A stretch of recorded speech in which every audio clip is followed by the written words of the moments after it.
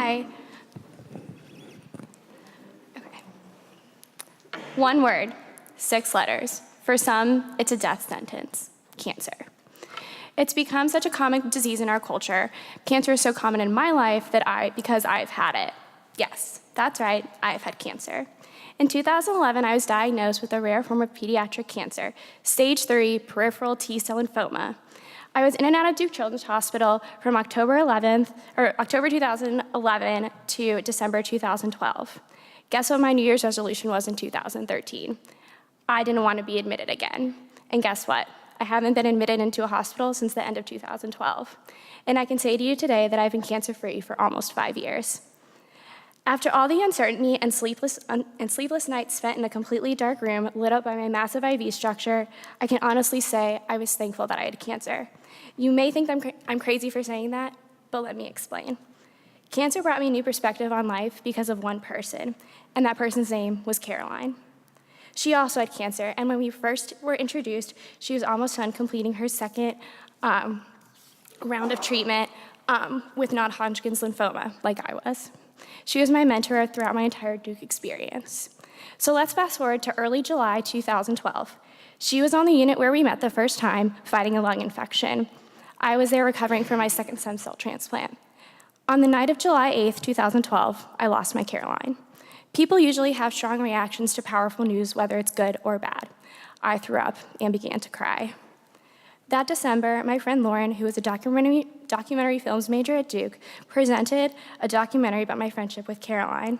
Before I went into the hospital for my first transplant, she hosted a hospital warming party for me, where I got little gifts that would help me get through the tough times, like my own towels and face masks. Before she passed away, Caroline painted a picture of my prom dress and wrote the most beautiful, touching note on the back of it. All of these things she did out of the kindness of her heart. Caroline never saw her 17th birthday. I can't imagine my life and where it would be without her presence in mine, even though I wish there was more time every single day. So I have 2 tattoos. One of them is on the side of my foot. It's of her initials. The other is on my wrist. It's simple, yet poetic, a dash. It's to constantly remind myself of a poem called The Dash, written by Linda Ellis, which I will now read to you. I read of a man who stood to speak at the funeral of a friend. He referred to the dates on the tombstone from beginning to end. He noted that first came the date of birth and spoke the following date with tears. And then he said what mattered most was the dash between those years. For the dash represents all the time we spend alive on earth, and now only those who loved them know what that little line is worth.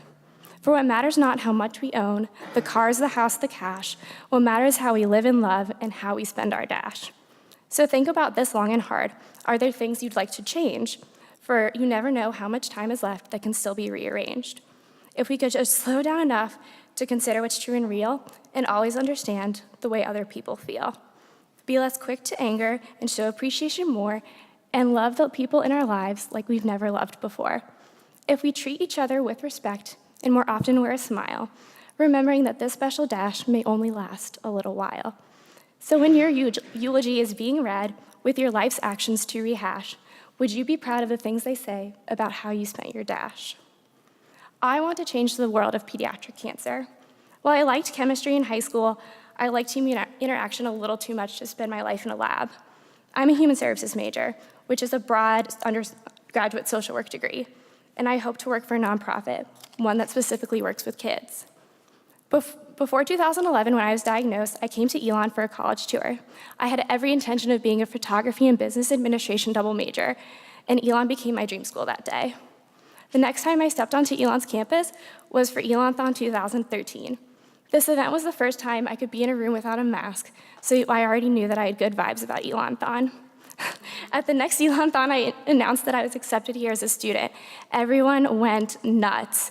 And after I left the stage, I tried to make my way back to my friends, but one person stopped me. He told me that I should come to Elon and that I would be happy in a place like this. Elonthon 2015 came around, and I was a member of the Families Committee. I shared that a mysterious man came up to me the previous year, and now I was on the stage as a student telling all my friends about my Duke experience. But little did I know he was also in the audience for that speech too. After I left the stage, he came up to me and finally introduced himself.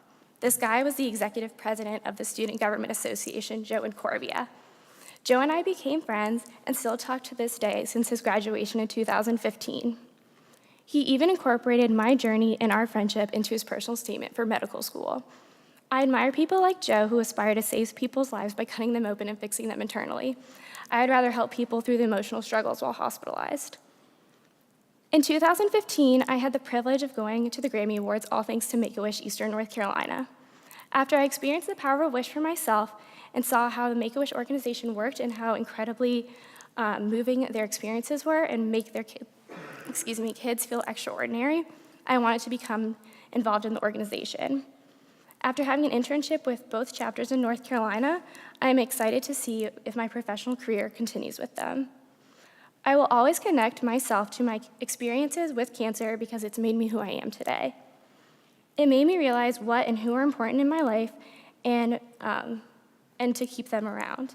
Maybe I will have those extra 2 slices of pizza, or maybe I will go to sleep instead of doing one more homework assignment. Sorry, Mom and Dad.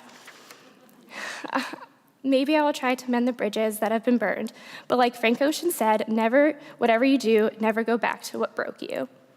With my education here at Elon, I've become more aware of my actions and how they impact others, but I've also become more aware of how others' actions impact mine. I want you to walk away from this thinking about the important things that shaped you into the person you are today, because you never know, the person sitting next to you could be more similar than different. I'm a miracle child. I'm a wish kid. I'm a friend. I'm a sister. I'm an honorary brother. I'm a daughter. And I'm a Jewish American princess. I'm Amy, and I'm a cancer survivor.